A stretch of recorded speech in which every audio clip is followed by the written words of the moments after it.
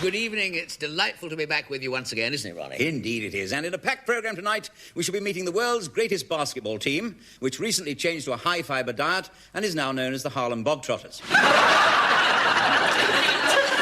Then I'll be talking to a very public-spirited man who plans to leave his kidneys to St. Thomas's, his liver to Guy's, and his chips to McDonald's. But first, the news. Interviewed on The World at 1 today, Mrs. Thatcher said that if we all pulled together, nothing was impossible. Although she admitted she'd never tried cancelling a Reader's Digest subscription. The Astronomer Royal announced today that the 21st of June will no longer be the longest day of the year. In future, the longest day will be the day of the Eurovision Song Contest. There was a red alert at Wormwood Scrubs this morning when it was realised that 26 prisoners had put their names down for picnic lunches. Turville Dinge, the celebrated budgerigar impressionist, died today. A few friends attended a private ceremony at which he was flushed down the lavatory. Sir Wilson Burton, famous zoo vet and specialist in the diseases of the elephant's tail, was also buried today. But as soon as they dig him out again, he'll be getting on with his work. But now a sketch featuring Mr. Ronnie Barker as a nudist who can't add up and has to count on his friends. Yes, well, of course, I don't know what Gower and Botham use on their cricket bats. I suppose things have all changed since my young day, but I always advocated the use of linseed oil, you know. Good heavens. Is he still around? I beg your pardon? Lindsay Doyle. Lindsay Doyle, is he still around? He's a dear friend of mine. I haven't seen him for ages. How is he? No, I'm awfully sorry. You're misunderstanding. I was just talking about the use of linseed oil on cricket bats. Oh, I'm very sorry. I didn't realise I shouldn't be... Would you carry on? Yes, so sorry. Please do continue. No, I think our pitch, of course, isn't ideal, but I determine, come hell or high water. Good heavens, do you know her? Sorry? Camilla Highwater. Do you know her? Camilla Highwater, she's a very, very dear friend of mine. Look, excuse me, would you forgive me? Yes, Would you forgive me? I'm addressing my remarks. Oh, hello, Myra. I'm sorry. May I call you Myra? Miss Mark somehow seems sort of quite formal, doesn't it? Myra, if you don't mind. I'm sorry.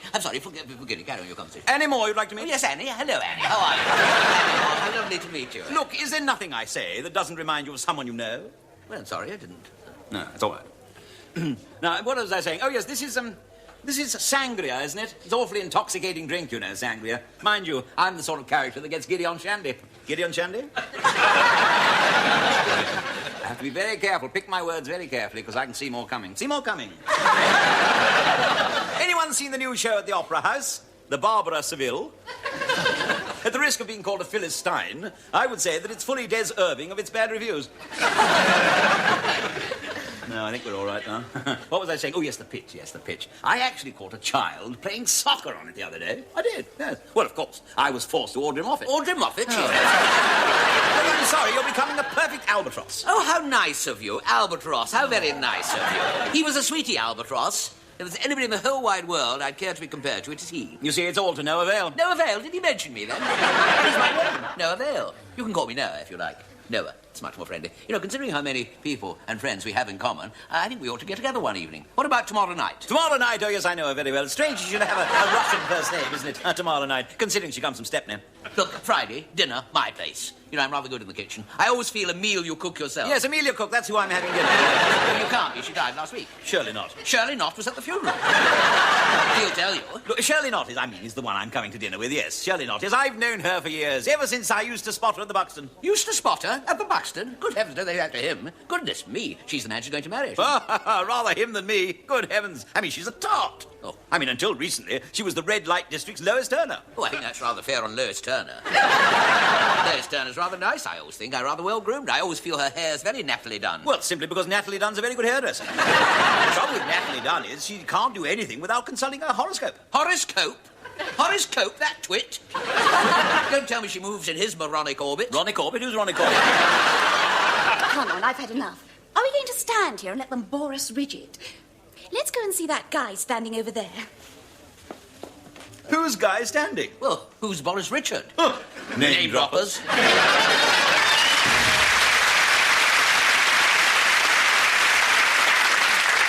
Tonight, a song that was a big hit in 1983 for Howard Jones, who also composed it.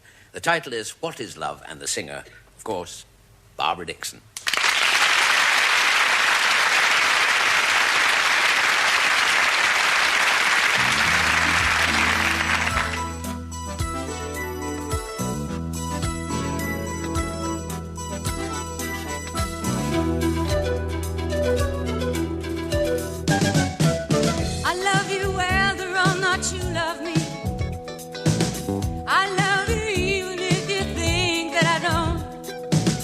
Sometimes I find you doubt my love for you, but I don't mind. Why should I mind? Why should I mind? What is love anyway? Does anybody love anybody anyway? What is love anyway? Does anybody love anybody anyway?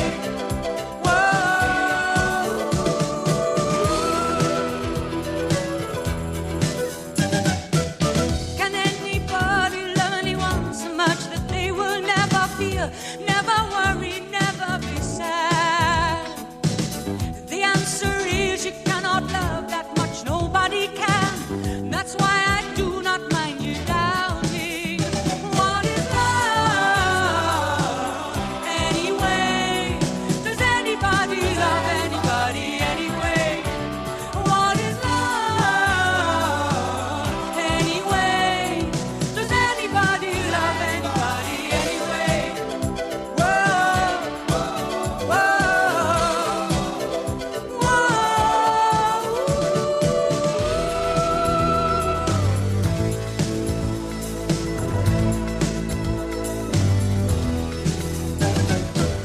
So maybe love is letting people be just what they want to be, but our always must be left unlocked. To love when circumstance may lead someone away from you, and not to spend the time just doubting. What is love anyway? Does anybody love anybody anyway? What is love anyway? Does anybody love anybody anyway? Whoa, whoa, whoa. What is love anyway? Does anybody love anybody anyway? Whoa, whoa,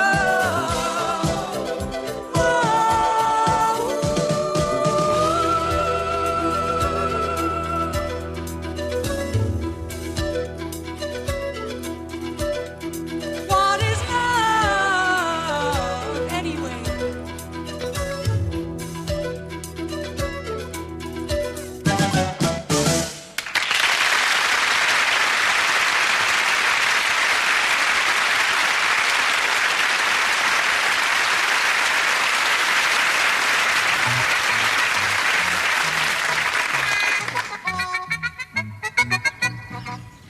Oh, I reckon I've got a cold coming. You want to take some aspirins? No, I can't take aspirins. They give me headache. I see in the paper where it says that 50,000 germs can live on a pound coin for a year. Oh, yeah? Does that include VAT? Don't know. I should have asked that businessman I'd tried to tap the other day. Mean basket he was. Wouldn't spare me a pound for a cup of coffee. Well, why did you ask for a pound just for a cup of coffee? I'm a heavy tipper. Anyhow, them Americans ain't got a lot of money to waste, they have. Look at all that money they wasted putting a man on the moon. They're going to put a man on the sun next. I'll do that. If he burnt to a cinder. No, they've thought of that. Oh, yeah? How are they going to get round that, then? They're sending him at night.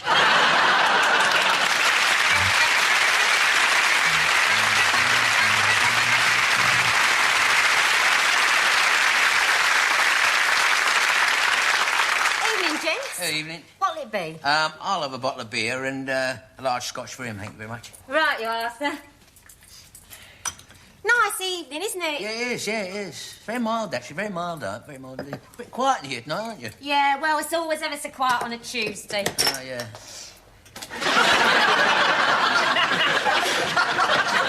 Did you see that? Oh, gracious, has he finished it already? You better give him another one, then. Yeah, well, all right. I don't mind a quiet pub myself, funny enough, you know. Rather than all these elbows and everything pushing in your back, struggling to get a drink, waiting half an hour to be served, all that kind of thing, eh?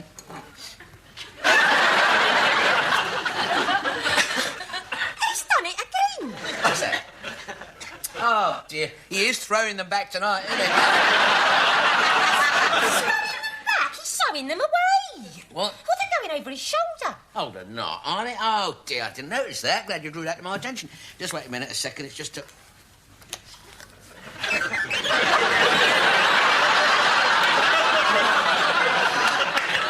Yeah, that's it. That's it. You see, that's it. His gyros are a bit out of kilter, you know what I mean? Hang on a minute. What was that all about? What do you mean all about? What Well, do you mean? that business with your friend's chest. Oh, he's not my friend. He's a droid. He's a robot. He's bionic, you see. Oh, get away. Yeah. What's he made of? Well, his legs are made of 4x2. His chest an old budgie cage. His arms are made of Meccano and his head is out of a Burton's window. That's incredible. I never would have known. No. Are you one too? No, that's his name. Are you one too? He's very nice, helpful soul. Does all the washing up and does all the dusting and all that. Even does the vacuum cleaning. He doesn't even need a Hoover. What does he use then?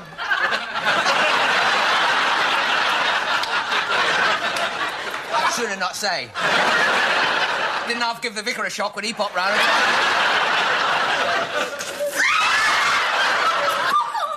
What did he do that for?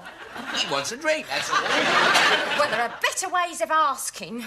Seems a bit inhuman if you ask me. Well, he's not human, is he? He's not, you know. Well, how does he go on for Oh, he's not interested. Not interested in that sort of thing at all. He looks at a woman rather like you would look at a washing machine, you know what I mean? He's not programmed for it. He had a mild romance, I must tell you this. Oh. He did have a mild romance once with a petrol pump, but it didn't last. So, nothing turns him on then? Oh, yes, a little switch at the side. He just... You see, basically, he's got no brain. He's a lump of machinery, basically, you see. No brain or anything, you know. He cares for no one or nothing. Where's he going now? Oh, dear. Gone back to work. What? What does he do? He's a traffic warden.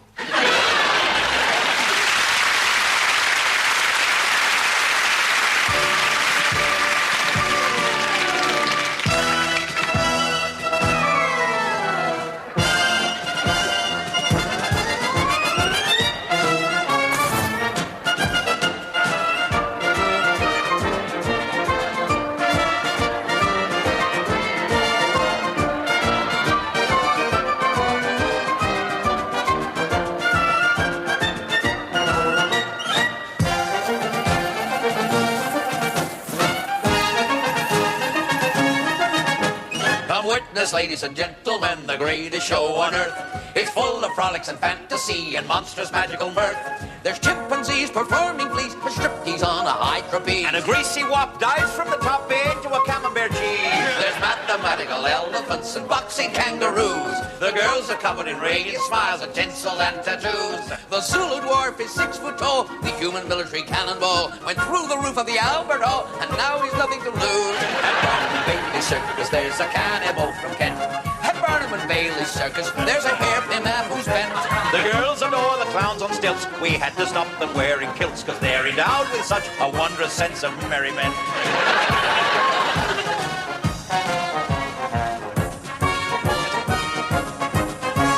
At Barnum and Bailey Circus, we have gold dust on the floor. At Barnum and Bailey Circus, we dispense the best manure. The flying nun got shot from a gun was last seen over Wimbledon. The vision through his telescope excited Patrick Moore.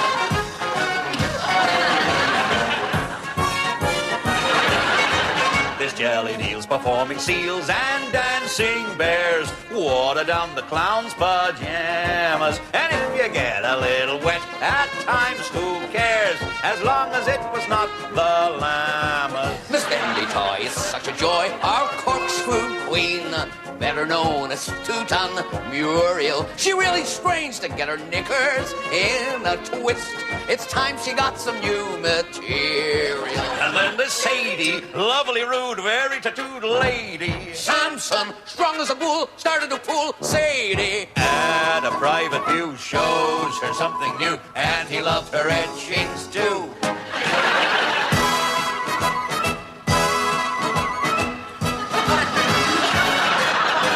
The flying Fingletons display their fine physique. Fred for 62's quite sprightly. And young Fiona only married Fred last week, performing for the crowd twice nightly.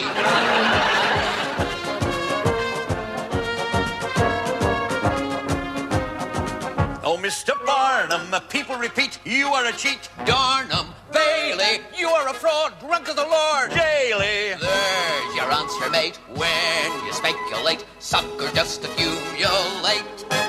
Oh, Mr. Barnum, you're the con man of the age, a huckster with insane ambition. What new career will your deception best engage? I plan to be a politician.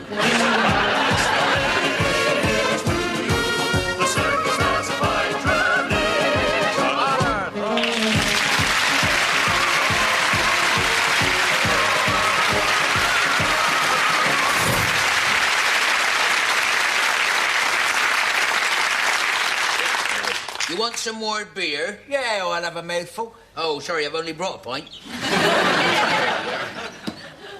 What is the difference between a pint and a litre? That's what I say. What's the difference? Hey, they got an extermination here at the pub tonight. What do you mean, extermination? Well, they stay open for an hour after they shut. I'm off down to Pig and Whistle tonight. Oh, I've never been down there. How far is that? Well, it's about 4 miles, but if you hurry, you can do it in 2.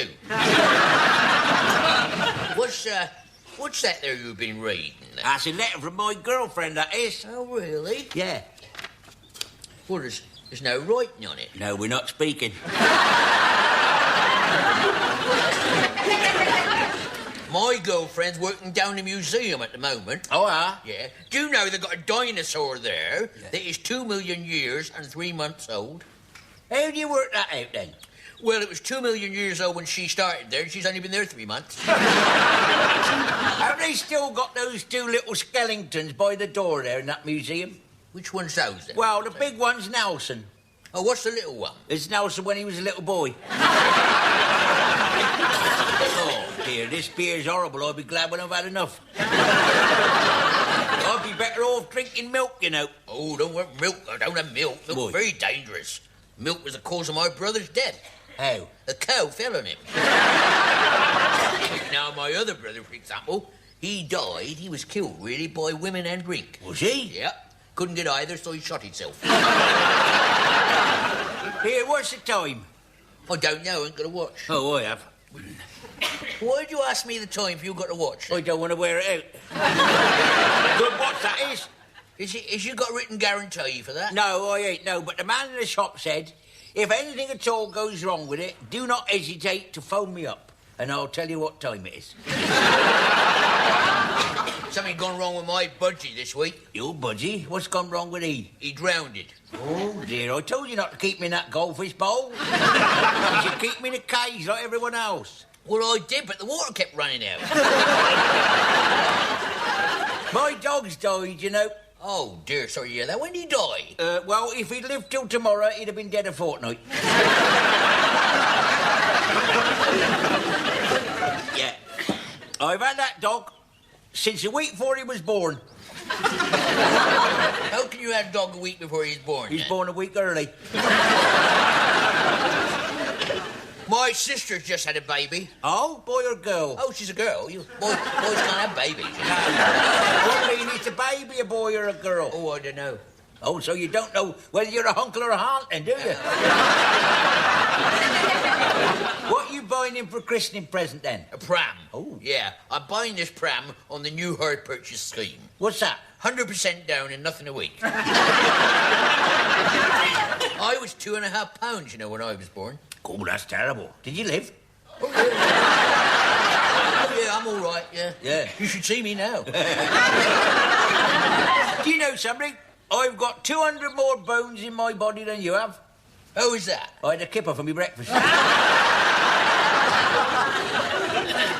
You know, we've drunk 10 pints. Yeah. Shall we have one down the Swan? No, I can't wait. I'm going to have one behind the bushes.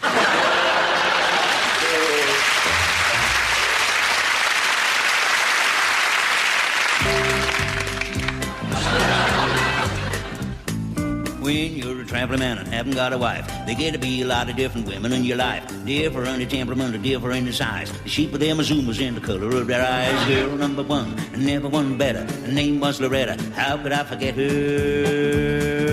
She was a big girl, strong girl, built like a miner. A big girl, heavy girl, like to wrestle bears. A big girl, clumsy girl, broke a lot of china. Broke a lot of fellas' hearts and squashed a lot of chairs. Sat in a jury once and suffocated them. Girl number 2, my oh my, 7 foot high, reach for the sky. She was a tall girl, thin girl, full length and fiery. Tall girl, skinny girl, legs like kings. Tall girl, knobby girl, willowy and wiry. Good for growing beans up and clearing out the grave. Slipped down a grating outside the post office, never saw her again. Girl number 3, or was that 4? I used to keep score, and not anymore. She was a small girl, tiny girl, red little dolly, dainty little fairy with a bust of 42. Name was Arabella, but I used to call her Polly, 'cause she chatted like a parrot, so we left her in the zoo. She had such a big bust, she used to overbalance even when she was lying down. Girls without number, living and loving, laughing and scratching, pushing and shoving. Big girls, small girls, tall ones and midgets, redheads, deadheads, fatheads and freaks, jeans, Jones, Junes, James, Betty, Lou's and Bridges, country girls and town girls, brown girls, Greeks, and one and all cause chaos and confusion. Love them and leave them is the only course. I learned one thing and come to one conclusion, that a man's best friend is his horse.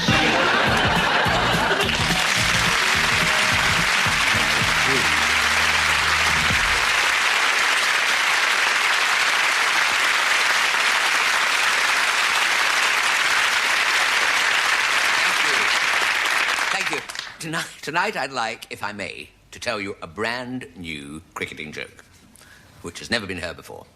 Actually, when I say it's never been heard before, that's not entirely true. Let's be honest. This joke is so old, it was found buried with the Dead Sea Scrolls, as was the comedian who just told it. It actually dates back to 256 BC, which, as scholars of ancient Egypt will know, was the year of the famous wildcat strike by the Amalgamated Union of Eunuchs and allied sopranos in a dispute over severance pay. Incidentally, since the last show, I'd like to thank all those of you who have written in with suggestions about what I can do with my act. And the 1 or 2 of you who sent diagrams. Offers of work have been flooding in. Last week I was invited to go on a round-the-world cruise by the chairman of the Flat Earth Society. This week I was asked to do a very important after-dinner speech. I said, do you want me to be funny? They said, no, just be yourself. It was actually, to be honest, it was actually rather a swish do being held to commemorate 50 years of the BBC canteen. And it was very, very moving. You're making jokes up there. No, it was rather moving. I mean, some of the original sausage rolls were there. Brought a lump to many throats. And it took me back to my own early career in the catering trade, when I was a lift boy and a dumb waiter. As I say, it was a very formal occasion. It was a very, very formal occasion, but somebody for a joke had told me it was fancy dress. So there we all are, the Director General, the Chairman of the BBC, the governors, you know, all standing around in their smart suits and dinner jackets. And I'm trying to act casual, dressed as Bo Peep. With my glass of sherry in one hand and my crook in the other. I remember thinking it was actually the first fancy dress party I've been to since May the 10th, 1975. Now, I remember that day clearly, because it was the one day when there wasn't a sale at Allied Carpets.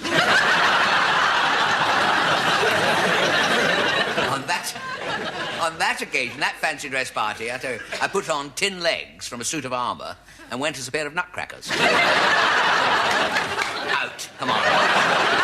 To be honest, it was the usual low-budget affair, this dinner, hosted by a repeat of Terry Wogan, and it was 4 hours before the BBC cheese board arrived. They held a meeting and decided we couldn't have any cheese. I seem to have wandered off the point. I was going to tell you this joke about a small country cricket team that is in the doldrums. Now, don't ask me which part of the doldrums. I think it was the northern part. Anyway, I spent a couple of weeks myself there last summer in the northern doldrums. And it was a bit of a mistake from the word go, actually. We were staying at a friend's cottage, and the heating system was a bit temperamental. When we got there, it was snowing in the airing cupboard. The rising damp was so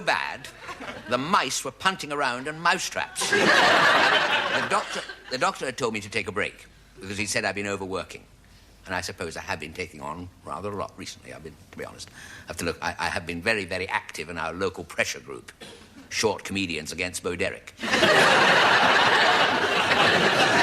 It beats personal stereo any day. Well, to be honest, I don't put a lot of trust in my doctor's judgment these days. My wife asked him if he'd got something for a creaky hip joint, and he gave her 2 tickets for Ronnie Scott's. But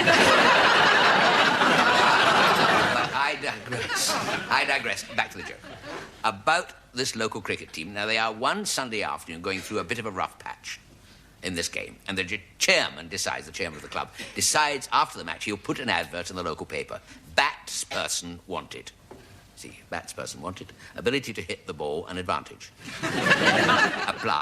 apply, blah, blah, blah, etc., etc., etc. Well, a month goes by, and there's no response of any kind, and the chairman thinks, I wonder if I should put our name and address in. Instead of the blah, blah, blah, etc., etc., etc. Well, it can make a difference. And just as he's thinking this, there's a knock on his office door, and in walks a horse. And the horse casually pulls up a chair, sits down, lights a cigarette, and says, I understand you're looking for some new players, says. And a bit posh, actually, this horse. I wonder if I put my services at your disposal. The chairman says to him, but you're a horse. And the horse said, I know. Because he's not stupid, this horse. He said, but I am rather nifty with the old willow, he says, and the least you can do is give me a trial, old bean.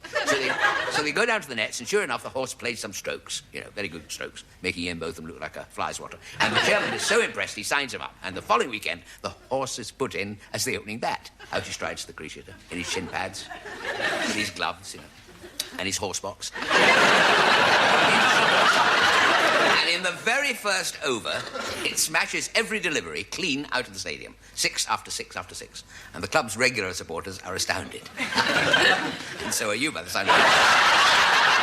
And both have to be treated for shock.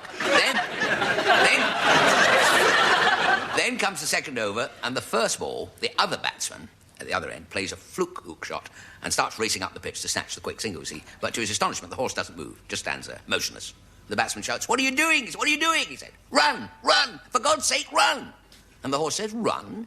Do me a favour, he said. If I could run, I'd be at bloody Epsom.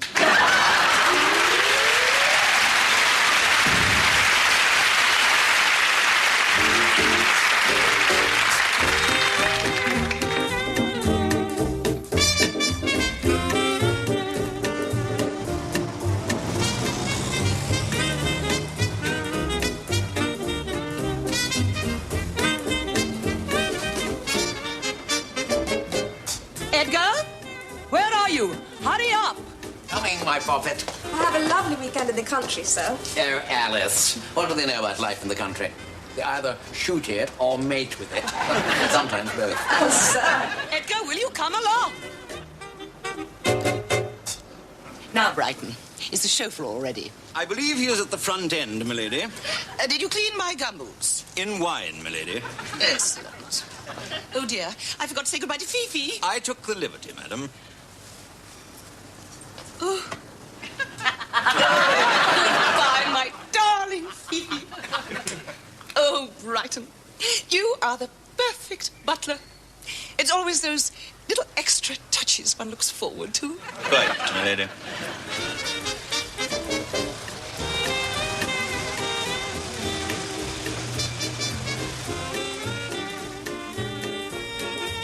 Don't just sit there, Edgar. Enjoy the country. It's beautiful. No, it's not. It's green, and what isn't green is brown and in piles. Those horrible little flies. I'll press them for you, sir.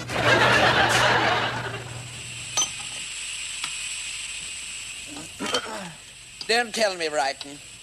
My big end's blown. I didn't hear a thing. Chauffeur tells me that the motor car has been tampered with, sir. Someone has loosened a rear grunion. We shall be late for lunch. Fortunately, madam, the Duchess's residence is but a few short miles across country. If you would care to walk. Walk?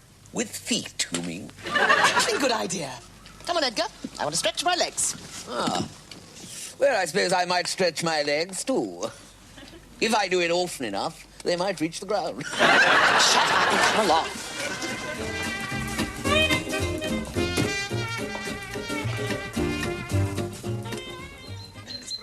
springtime, in springtime. Come on, Edgar. Now what? What happened? One of those dreadful butterflies came straight at me. I ran away and tripped over the, what do you call that green stuff? Grass? Yes, damnable stuff. I've broken several ankles. You just have to wait here, I'm afraid, till some help arrives. Certainly. Lovely. Look at the time. We shall be late for drinks before lunch. Take the liberty, madam. I call it my woodland cocktail. Oh, right. A jigger of stinkwort, a dash of marjoram, a finger of dandelion wine, shaken in a hollow tree trunk and served in a water lily. How exquisite. And you made it yourself as you came along? I made the wine behind that tree, madam.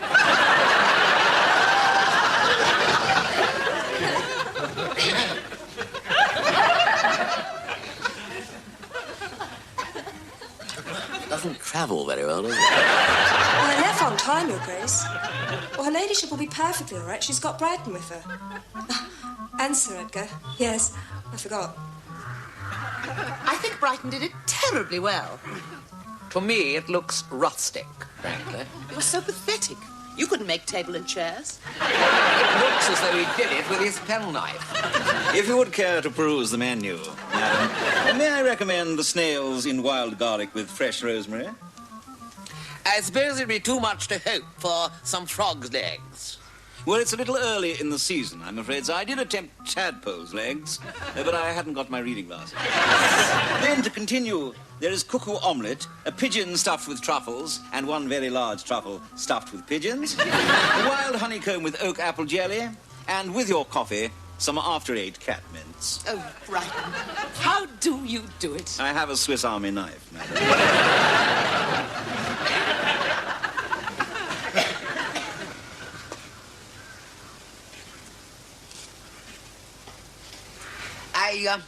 I don't much like the weathercock. No, it is a little muggy, isn't it? No, I mean that thing. And if you think for one moment I'm spending the night in this erection... Oh, no, sir, no, that is merely the butler's pantry, sir. I've built the big house over here. Where are the necessary offices? Over there, sir. Gents on the left, ladies on the right. Butlers? Round the back. I think I'm going to pay a visit.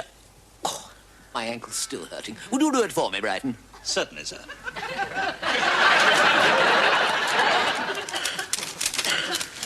I believe I hear her ladyship ringing from the lake, sir. Crocodile! Crocodile! What was that, Brighton? I believe her ladyship said crocodile, sir. Double-barreled? I don't think we know the crocodile. No, I think she was referring to the reptile of that name, sir. Whilst ironing the Times, I did notice that one had escaped from Wincanton Zoo. With your permission, sir.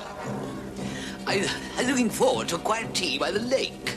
I fancy the crocodile may be starting without us. If you will excuse me, sir.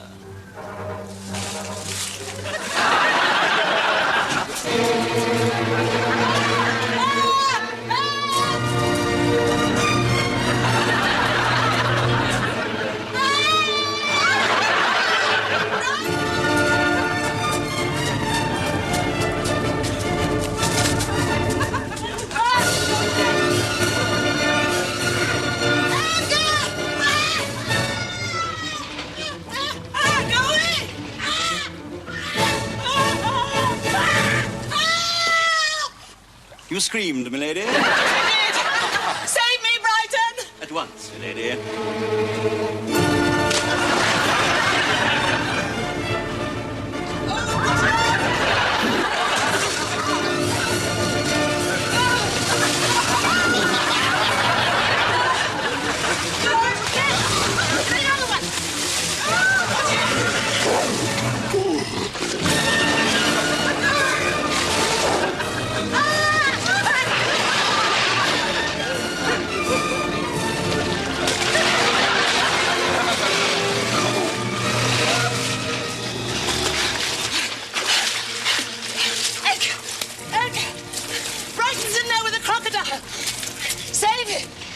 Save him! Save him! Look, dear, I think you're forgetting my limp. A limp what? Oh, what a specimen.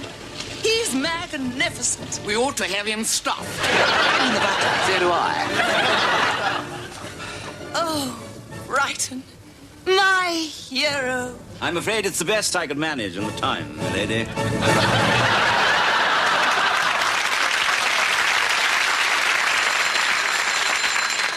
Belgravia 130, Alice speaking. No, I'm sorry. Sir Edgar and Lady Gwendolyn are still not found. The search is continuing. Yes, we can but pray that they're getting warm. Roasted nuts, sir? No, they're all right. Your pork, sir? Well, that time too, Brighton. Yes, I'm sorry, sir. It took so long trading the conkers. A portal storm, I say. Now, where's her ladyship? I believe she said she was retiring early, sir.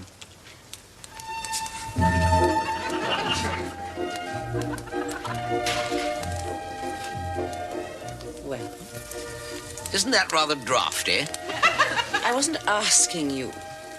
I was asking Bright. He ran up this nightie for me. I think you better run down it again. He made it for me. From gossamer and dandelion down. He's a man. Sounds a bit of a pansy to me. Pansy. You haven't got a teaspoon of red blood in your veins. Brighton is everything you're not. Strong, handsome, brave, gallant. Good night, Edgar. Brighton, I shall be waiting. Come soon. There'll be votes for women next. Well, you think you're good at everything? She'll want to make love 14 times. Will that be all, sir? Probably not. 15 times at weekends, I think. I'm sorry if I appear twisted. It's just that I feel a bit of a gooseberry. The best bit, if I may say so, sir. That's very kind of you, Brian. Thank you. Sit down, old man. Thank you, sir. I hope I can still come to you for a reference, sir. Are you leaving Brighton? Well, after this little fling with her ladyship, I think I may be forced to seek a new position. Believe me, Brighton, you'll have a glowing testimonial. Very probably. In the meantime, sir, is there anything I can get you before I retire? No, that will be all, Brighton. In that case, sir, I shall take the liberty of taking a liberty.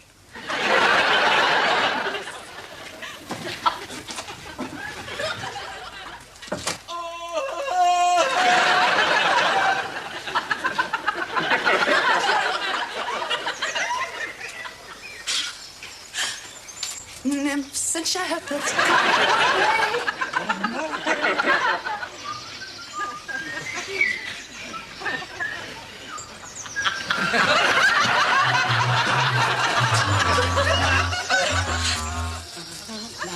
La, la, la, la, la. Your early morning coffee, Brighton. No, this isn't right, sir. I insist. Oh, the dishonour, Brighton. My whole life in ruins, the chitterlings dragged through the mud. You can stay with us. We shall need a butler. I could show you the ropes, sir.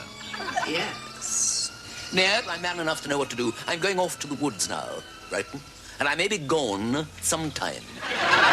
Goodbye.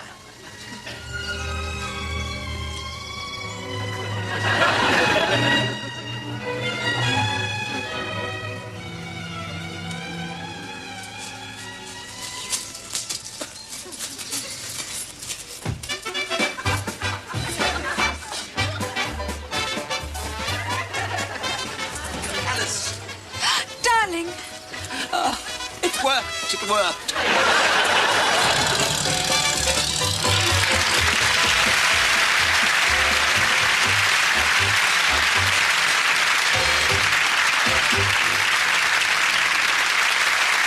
Well, that brings us to the end of the show.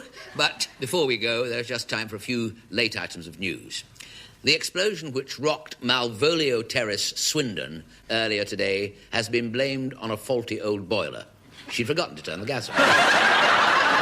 Good news from California, where superglue victim Chuck Bradder was freed from his bath tonight after spending 4 days in freezing cold water. He'll be seeing his shrink for the next fortnight. task force from our Furry Friends League broke into Oliver Reed's bedroom and liberated his tongue. Finally, news that 5 Indian doctors in Birmingham have formed themselves into a new group practice. They'll be known as the Bengal Lancets. In next week's programme, I'll be talking to the Irishman who's the world's most prolific inventor, Mr. Pat Pending. And I'll be having a word with the taxi driver who picked up a party of Finns at Heathrow. They didn't know whether the place they wanted to go to was called Bletchley or Sketchley, so he took them to the cleaners. Until then, it's good night from me. And it's good night from him. Good night. Good night.